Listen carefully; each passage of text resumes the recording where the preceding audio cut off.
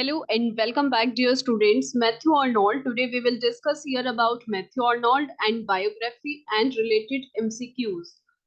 इनका जो life span है 1822 से 1888 तक माना जाता है। ये विक्टोरियन एज के famous great poet and critic थे। ओके, तो आप इनको अच्छे से रीड करेंगे ध्यान से, और वीडियो को देखने से पहले चैनल को सब्सक्राइब कर दीजिए जिससे कि न्यू वीडियो का नोटिफिकेशन आपको जल्दी से मिल जाए।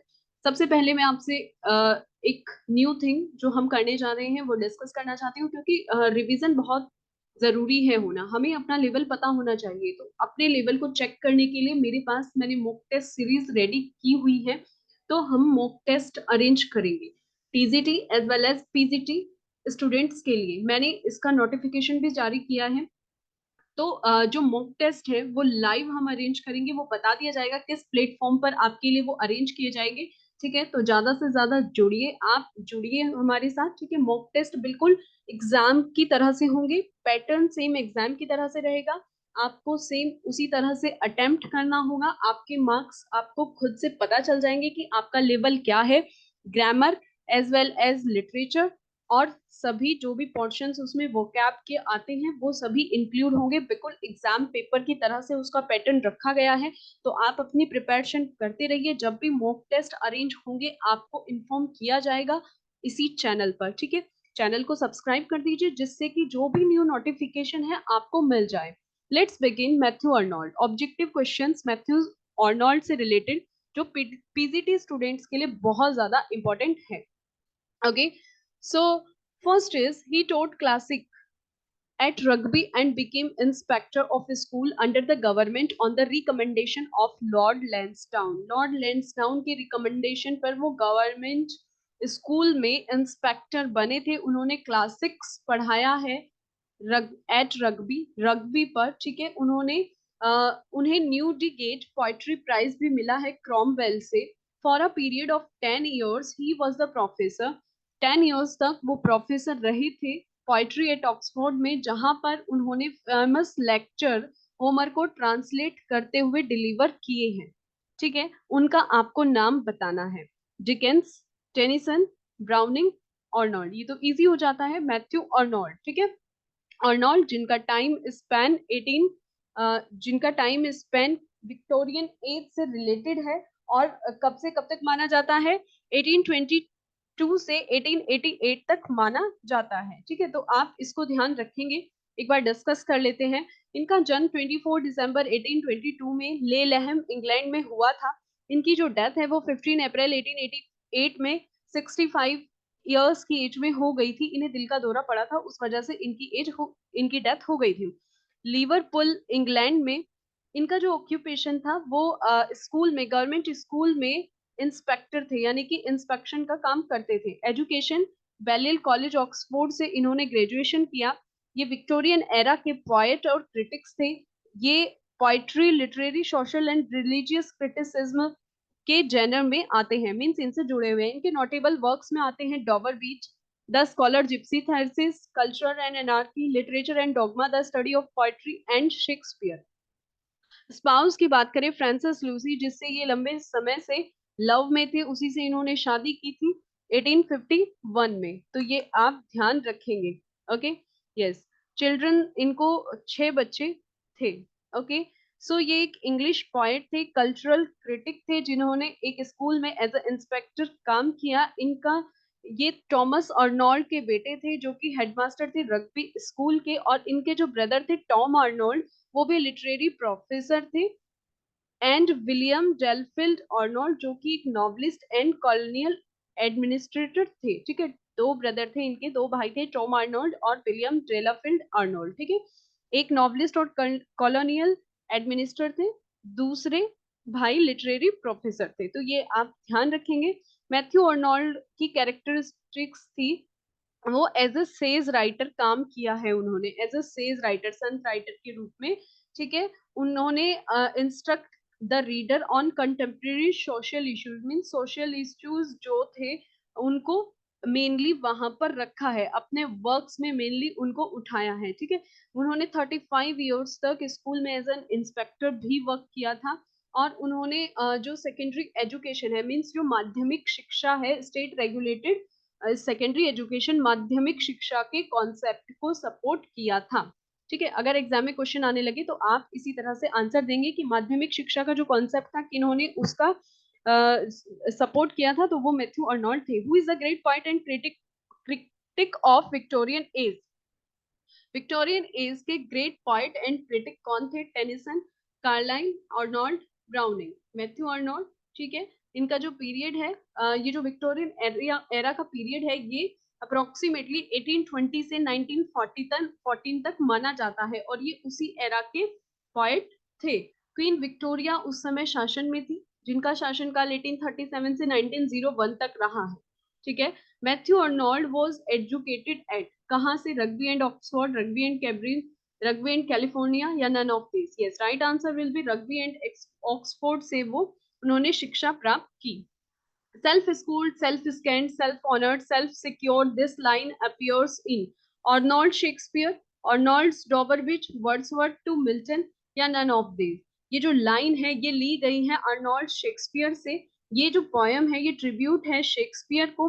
मैथ्यू अर्नोल्ड के अकॉर्डिंग शेक्सपियर केवल ह्यूमन बीइंग ही नहीं, उन्होंने वर्ल्ड में केवल एज अ ह्यूमन बीइंग ही जन्म नहीं लिया, बल्कि वो एक स्पिरिचुअल सोल थे अपनी थॉट्स की वजह से।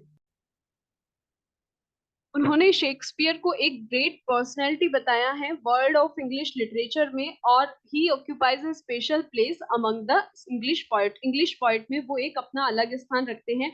ये जो शेक्सपियर का वर्क, ये जो शेक्सपियर वर्क है अर्नोल्ड का, एक सोनेट है, और इसको 1844 में उन्होंने पब्लिश किया था, और 1849 में वो आई थी first volume of his poem the strayed reveller and other poems में। ठीक है, तो 1844 में इसको लिखा गया था, written in and published in 1849। ठीक है, तो इसको हम ध्यान रखेंगे, ये इनका फेमस सोनेट हो जाता है।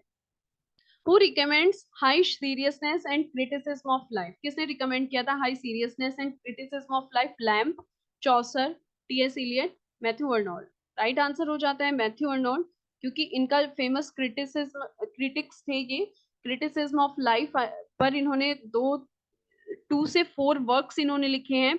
इसमें से आता है द स्टडी ऑफ पोएट्री, जो कि 1880 में आई थी। ये एक एंथोलॉजी है। ये जो द स्टडी ऑफ पोएट्री है ना, ये इनका एक वर्क है जिसमें इन्होंने क्रिटिसिज्म लिखा है। ठीक है, तो आप इसको ध्यान रखेंगे, और इसी में ही इन्होंने हाई सीरियसनेस और क्रिटिसिज्म ऑफ लाइफ को इंक्लूड किया है। किसमें? अपने work the study of poetry में, जो कि उनकी 1880 में आई थी। इसको एक एंथोलॉजी भी बोला जाता है। हाई सीरियसनेस जो अर्नोल्ड का टर्म है, वो मोस्ट इंपॉर्टेंट फीचर है ऑफ ट्रूली ग्रेट पोएट्री का। ठीक है, उन्होंने जो हाई सीरियसनेस प्रेजेंट करती है क्रिटिसिज्म ऑफ लाइफ को, कि हम उन हाईएस्ट एस्पिरेशंस तक पहुंचे जो ह्यूमन बीइंग जिनको करने में कैपेबल है, यानी कि वो सेजेस लाइक बात करते थे, सेंट्स लाइक बात करते थे, कि जो हमारे गुण है ना, हम उनके हाईएस्ट लेवल पर पहुंचे। ठीक है, अर्नोल्ड इज समवट वैग about what high seriousness consist of. उन्होंने इसमें ये जो टर्म दिया था हाई सीरियसनेस, इसमें क्या बताया था कि वो बहुत ज्यादा क्लियर है पोएट के प्रति। जो उन्होंने जिन पोएट के वर्क का वहां पर वर्णन किया है, उनमें आते हैं होमर, दांते, शेक्सपियर एंड मिल्टन। अच्छा, यहाँ पर ये पॉइंट आपका नोट कर लीजिए कि ज्यादातर उन्होंने जो इंग्लिश पोएट है ना, उनके बारे में लिखा था। सिर्फ लास्ट के 2 ऐसे थे जिसमें उन्होंने टॉलस्टॉय और एमियल को ऐड किया था। नहीं तो जो ये इंग्लिश पोएट थे ना, होमर, दांते, Shakespeare, Milton, Wordsworth, Byron, शेले, grey, Keats, इनको इन्होंने ऐड किया था। ठीक है, इन्हीं के बारे में इन्होंने क्रिटिसिज्म लिखा था। सिर्फ लास्ट के 2 ऐसे जिसमें इन्होंने टॉलस्टॉय और एमियल को शामिल किया था। हाई सीरियसनेस की बात कर रहे हैं यहाँ पर। हाई सीरियसनेस में उन्होंने जिन जिन पॉइंट को पजेस्ट किया था, उसमें आते हैं होमर, दांते, शेक्सपियर एंड मिल्टन। तो आप इसको भूलेंगे नहीं, द स्टडी ऑफ पोएट्री में इनको इंक्लूड किया था। ठीक है, ये जो the work of these poets, इसमें आर्नोल्ड ने आर्ग्यू किया था कि जो कैरेक्टराइज्ड है, मींस इनकी जो विशेषताएं हैं, high and excellent seriousness that give to our spirits what they can rest upon, जो हमारी spirits जो है उसे एक तरह से आराम देती हैं। हाई सीरियसनेस कनेक्टेड है आर्नोल्ड के जो conception of poetry high destiny से। मीन्स उन्होंने बताया था कि ये भी टर्म उन्होंने इसी में दिया था द स्टडी ऑफ पोइट्री में, और उन्होंने बताया था कि जो हाई डेस्टिनी है वो क्या करती है, हमें उनसे जोड़ती है as the ultimate source of consolation for human being. High destiny ultimate source है ह्यूमन बीइंग के कंसोलेशन का, यानी कि वो उनको क्या देती है, वहां पर सांत्वना देती है। तो आप इसको ध्यान रखेंगे। Friendship's Garland was intended to satirize and reform the great middle class of England, whom he calls. Friendship's Garland was intended to satirize, किस पर व्यंग था, और and reform सुधार था the great middle class of England, जो कि great middle class of England से जुड़े हुए थे। किसको यहाँ पर बुलाया जाता है, friendship garland was intended to satirise, तो the philistines, the bourgeois, the aristocrat, या नन ऑफ दीज। ठीक है, तो आंसर हो जाता है ए, फिलिस्टीन्स। फिलिस्टीन्स कौन थे, इनके बारे में डिस्कस कर लेते हैं। उन्होंने अपने famous work culture and anarchy, जो कि एक फेमस उनका वर्क आया था 1869 में, 1869 में ये पब्लिश हुआ था। ये मेजर वर्क ऑफ क्रिटिसिज्म में हम इसको इंक्लूड करते हैं। अर्नोल्ड ने इसमें कल्चर को कॉन्ट्रास्ट किया है, which he defines as the study of perfection, और अनार्की के साथ किया है। ठीक है, कल्चर को अनार्की के साथ उन्होंने वहां पर कॉन्ट्रास्ट किया है, कल्चर एंड अनार्की। ठीक है, इसमें उन्होंने क्रिटिसाइज करते हुए इसमें उन्होंने अनार्की को बोला है कि जो अराजकता है, अराजकता के साथ जो इंग्लैंड का वहां पर डेमोक्रेसी है, उसको वहां पर डिफाइन करते हुए मैथ्यू अर्नोल्ड बोलते हैं कि संस्कृति और अराजकता दोनों में कॉन्ट्रास्ट करते हुए बोलते हैं कि इंग्लैंड में जो वो डेमोक्रेसी चल रही है उसमें सेंस ऑफ डायरेक्शन का अभाव है।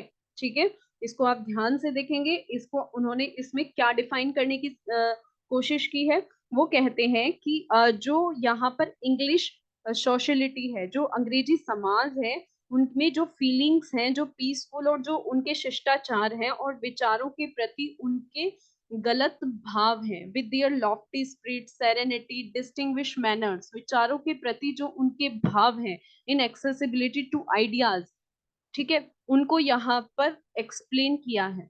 फिलिस्टीन्स जो थे वो the strong hold of religious non conformity थे।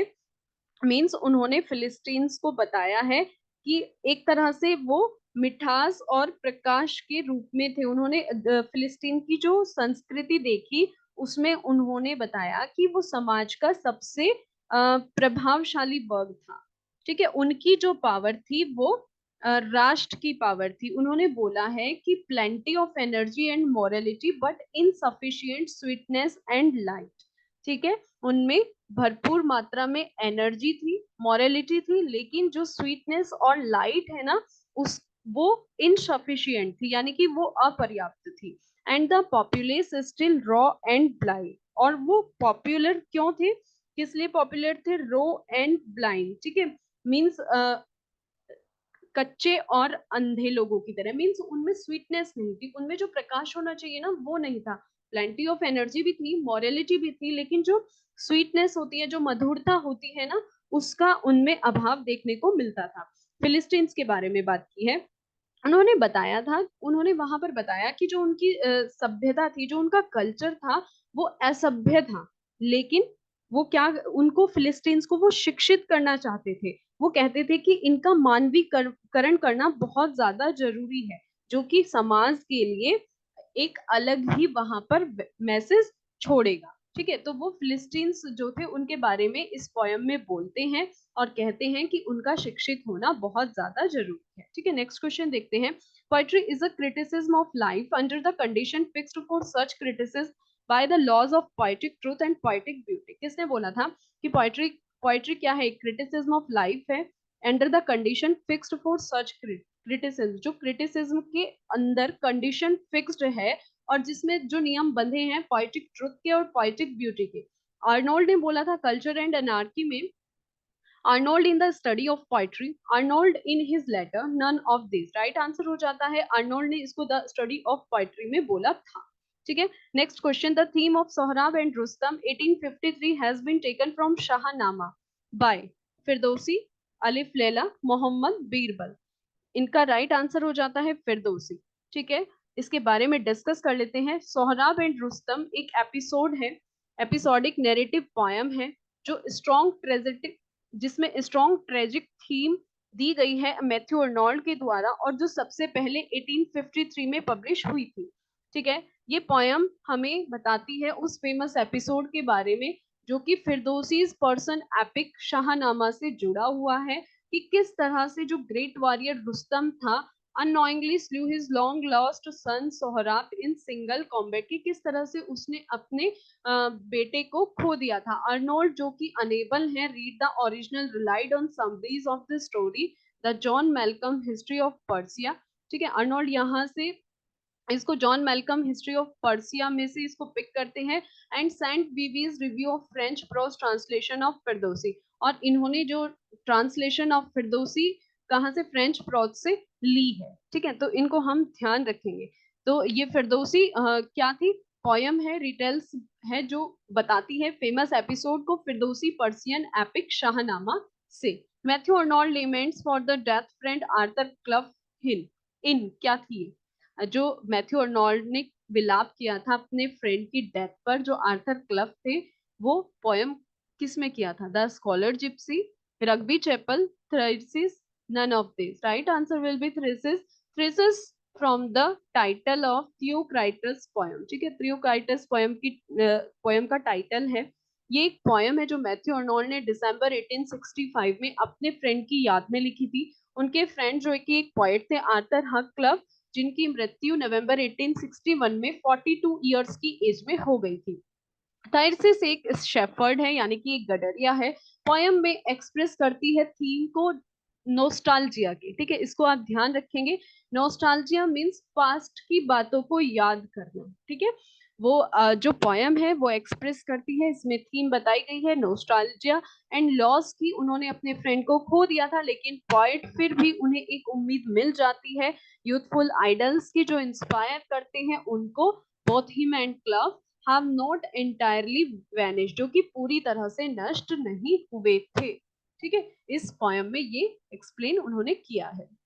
लाइंस देख लेते हैं। Next question, wandering between two worlds one dead, the other powers to be born, with nowhere yet to rest my head, like these on earth I wait forlorn, who do these, where do these line appear?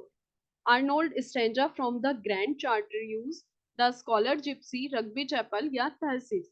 Yes, right answer will be Arnold Stranger from the Grand Chartreuse. ठीक है, ये जो Chartreuse है ये एक rich alpine meadows की poem है। Means इस पोयम में जो स्टेंजाज हैं उनमें फर्स्ट स्टेंजाज में जो पॉइंट है बताते हैं कि कॉर्कस रिच एल्पाइन मिडोज हैं, रॉकी पाथ और माउंटेन के बारे में डिस्कस करते हैं। सेकंड पार्ट में मॉन्क्स एंड द मोनेस्ट्री के बारे में डिस्कस करते हैं जहां पर वो अचानक से एक क्वेश्चन पूछते हैं कि मैं क्या हूँ और मैं यहाँ क्यों हूँ।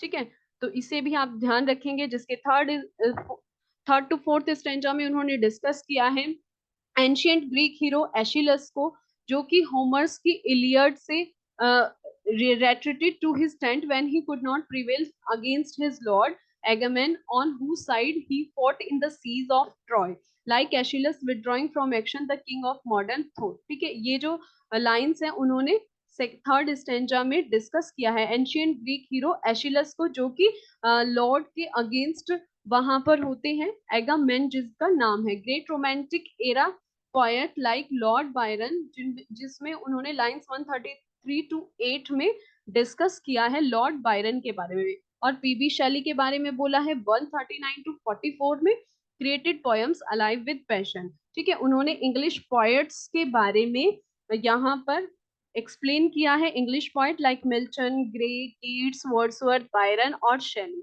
सिर्फ लास्ट के 2 ऐसे हैं जिसमें उन्होंने टॉलस्टॉय और एमियल को इंक्लूड किया था। तो ये पॉइंट भी आप अच्छे से याद रखना। ठीक है, नेक्स्ट स्टेंजा में जो पोएट है, स्पीकर है, वो फील करते हैं अपनी रिलेशनशिप को फ्रेंच नॉवलिस्ट एटेनी पाइवट डे सेनेकोर से, जो जिसके कैरेक्टर ओबरमैन है, ठीक है। स्पीकर वापस आते हैं पेसिमिज्म पर, मींस वापस वो उम्मीद से आते हैं, आशा रख के आते हैं प्रेजेंट में, और उसी मोमेंट में, उसी जनरेशन में, और कैथोशियंस मोक्स पर वो दोबारा से लौट कर आते हैं और उन्हीं पर अपना विश्वास जताते हैं, और वो कहते हैं कि यही आधुनिक युग का उदय होगा। तो इस पोयम में उन्होंने ये डिस्कस किया है। किस पोयम में डिस्कस किया है? Yes, the Arnold stanza from the grand charter use. तो इसको भी आप ध्यान रखेंगे, एग्जाम के पॉइंट ऑफ व्यू से इंपॉर्टेंट हो जाता है। Next question is, the business of criticism is neither fault nor to display the critics on leer nor influence. It is no the best has been thought and said in the world. Who said? जो criticism का business है, वो ना तो neither fault nor to display the critics on leer, ठीक है, उनका ना तो अपने ऊपर कोई influence है और ना वो किसी से related है। The best has been thought and said in the world. जो आपकी थॉट है वो बेस्ट, उसको बोलो और वर्ल्ड से कहो। Who said? Arnold in culture and anarchy, Arnold in the study of poetry, Arnold in essays in criticism, none of this. Yes, right answer will be Arnold in essays in criticism में उन्होंने बोला है। इसकी दो series आई थी, first series 1865 में और second series 1888 में आई थी, ठीक है। रिमेनिंग एसे जिसमें टॉलस्टॉय और एमियल को उन्होंने उनके बारे में एक्सप्लेन किया है, बाकी उन्होंने इंग्लिश पोएट से डील की है, जिनके बारे में मैंने अभी आपको बताया है। तो इन पोएट्स को आप ध्यान रखेंगे, उन्होंने ज्यादातर इंग्लिश पोएट्स के बारे में ही डील की है, अपने क्रिटिसिज्म में इनको शामिल किया है। Which work of Arnold is a plea for liberality in religion, literature and dogma, essays in criticism, culture and anarchy, the scholar gipsy. Literature and dogma एक plea for liberality in religion है, ये एक ऐसे है जिसमें जो Bible के work से लिया गया है, जिसमें रिलीजियस एंड लिटरेरी क्रिटिसिज्म को अर्नोल्ड ने दिखाया है, और ये सबसे पहले पब्लिश हुई थी फरवरी 1873 में। तो ये भी आप ध्यान रखेंगे। Yes, in which work of Arnold do we find the term like culture, barbarism, philistine and Hebraism? तो ये जो टर्म है अर्नोल्ड की किस वर्क में है? This work was written in 1869, literature and dogma, the scholar gipsy, the study of poetry, culture and anarchy. तो culture and anarchy 1869 में आया था, जिसमें इन्होंने ये सभी टर्म वहां पर इंक्लूड किए हैं, ठीक है। यस, हाँ, कल्चर एंड एनार्की, जिसमें ये सभी टर्म इन्होंने इंक्लूड किए हैं। और ये जो वर्क आया था ये 1869 में आया था, तो इसको भी आप ध्यान रखेंगे।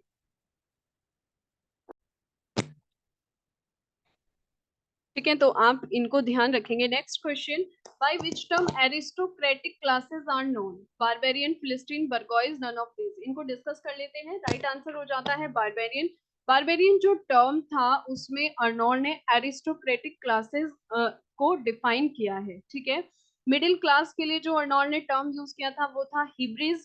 फिलिस्टीन्स के लिए उन्होंने बताया था कॉमर्शियल मिडिल क्लास से रिलेटेड थे, मटेरियल स्टिक आउटलुक था एंड इनडिफरेंट टू कल्चर थे, ठीक है।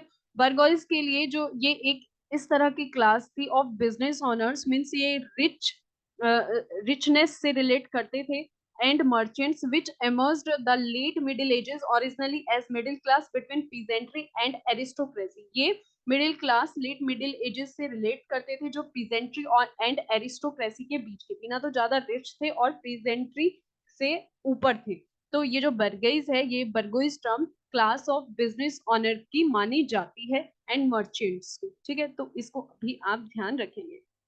Yes, next is the term used by Arnold for moral education is philistine, bourgeois, Hebraism, none of these. अभी हमने पढ़ा मॉरल एजुकेशन कौन रिलेटेड था? हिब्रिज। हिब्रिज में जो थे वो मॉरल एजुकेशन से रिलेटेड थे। एक बार और देख लेते हैं, हिब्रिज्म मॉरल एजुकेशन से रिलेटेड थे, ठीक है। इसको फिर से डिफाइन कर देते हैं। हिब्रिज्म जो टर्म था, the term used by Arnold for the middle class and moral values. तो इनको आप अच्छे से नोट कर लेंगे, ठीक है। यस, नेक्स्ट चलते हैं। मॉरल एजुकेशन की बात करते थे ये। It is a poem about Empedocles, a philosopher of Sicily, and his suicide by jumping into the crater of the volcano, ठीक है। उन्होंने volcano crater of the volcano में जंप करके सुसाइड कर लिया था। एक फिलोसोफर थे सिसिली। आइडेंटिफाई द पोयम, ठीक है, वो पोयम आइडेंटिफाई करनी है जिसमें मैथ्यू अर्नोल्ड ने इनका जिक्र किया है। Mycerinus, the scholar gipsy, Empedocles on Etna, none of this. Yes, right answer Empedocles on Etna, जो कि 1852 में पब्लिश हुई थी। ये ग्रीक फिलोसोफर थे। ड्रामेटिक पोयम है और क्लोजेट ड्रामा है। ये means drama to be read in two actions, जो विक्टोरियन पोएट और क्रिटिक मैथ्यू अर्नोल्ड ने लिखा था, और इसको एनोनिमसली सबसे पहले पब्लिश कराया गया था इन 1852 में। Yes, next question, Thyrsis is a lyric, a pastoral elegy, a ballad, none of this. Right answer pastoral elegy. Yes, which poem did Arnold write in the memory of his father Dr. Thomas Arnold? उन्होंने अपने father की memory में कौन सी poem लिखी थी? उनके father doctor Thomas Arnold, Dover Beach, Rugby Chapel, Thyrsis, none of this. Right answer Rugby Chapel. Rugby Chapel एक elegy है जो कि मैथ्यू अर्नोल्ड ने अपने फादर की मेमोरी में लिखी थी, अपने फादर की डेथ के 15 इयर्स लेटर, 1861 में। ठीक है, तो इसको ध्यान रखेंगे। This poem narrates the adventure of an Oxford scholar who was tired of seeking advancement, joins the gypsies to learn their lore, roams in the world with them, and still haunts the Oxford, the countryside. Identify the poem। ये poem narrates करती है Oxford scholar के adventures को, ठीक है, जो पूरे world में घूमता है ना। Oxford countryside. Identify the poem, तो ये कहाँ पर एक्सप्लेन किया है? Dover Beach, Rugby Chapel, the scholar gipsy, या none of these. Scholar gipsy में इन्होंने इसको एक्सप्लेन किया है। ये इसका जेनर है एलेजी, जो कि एक टोपोग्राफिकल पोयम है। टोपोग्राफिकल पोयम मींस जहां पर स्पेशली लैंडस्केप और किसी प्लेस को प्रेज किया जाता है, प्रशंसा की जाती है। 1853 में आई थी और इंस्पायर्ड थी द वेनिटी ऑफ डॉगमेटिज्म, जो जोसेफ ग्लेनविल की एक पोयम है। ठीक है, ये जोसेफ ग्लेनविल का वर्क है, द वेनिटी ऑफ डॉगमेटाइजिंग। ठीक है, 1853 में ये द स्कॉलर जिप्सी आई थी, जिसका जॉनर एक एलेजी है और ये एक टोपोग्राफिकल पोयम है। टोपोग्राफिकल पोयम मींस जो लैंडस्केप और किसी प्लेस से रिलेट करती है, तो इसको हम ध्यान रखेंगे। Loss of faith in the Victorian age is theme of, जो पोयम है loss of faith in the Victorian age, उसकी थीम किसकी थीम है? Dover Beach, Margaret, the scholar gipsy, morality. Right answer हो जाता है डॉबर बीच। डॉबर बीच एक lyric poem है इंग्लिश पोएट मैथ्यू अर्नोल्ड की, जिसको उन्होंने सबसे पहले 1867 में पब्लिश कराया था अपनी न्यू पोयम के कलेक्शन में। ये एक एलेजी है जो कि रिलीजियस फेथ पर लिखी गई है, लॉस ऑफ रिलीजियस फेथ पर लिखी गई है। इसको स्पेलिंग को रिलीजियस की ठीक कर लेंगे, RELIGIOUS। Okay, yes.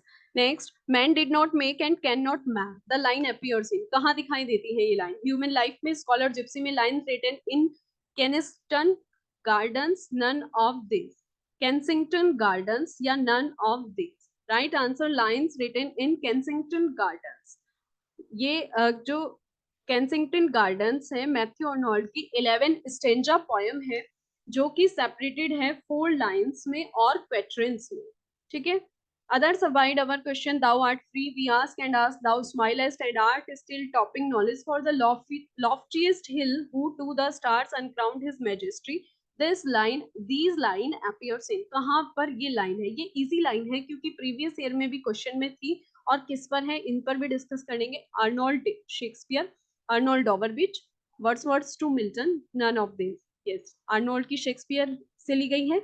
ये जो शेक्सपियर इनका वर्क है, ये एक सोनेट है जो कि 1844 में इन्होंने लिखा था, 1849 में पब्लिश हुआ था। ये पब्लिश हुआ था उनकी जो पोयम थी strayed reveller and other poems में, उनके वॉल्यूम में। उन्होंने ही pays a glowing tribute to Shakespeare, और शेक्सपियर को ट्रिब्यूट पे करते हुए क्या बोला है? Incomprehensible and unfathomable. हो सकता है ये दोनों टर्म देकर एग्जाम में पूछ लिया जाए कि किसने शेक्सपियर को ट्रिब्यूट दिया है, या फिर ये किसने बोला है, या फिर किसके लिए बोला है। तो ये मैथ्यू अर्नोल्ड ने अपने वर्क शेक्सपियर में शेक्सपियर को ट्रिब्यूट पे किया है। आई होप कि ये आपको अच्छे से समझ आई होगी। आप इनके नोट्स बनाइए, रीड कीजिए और अपनी प्रिपरेशन जारी रखिए। ठीक है,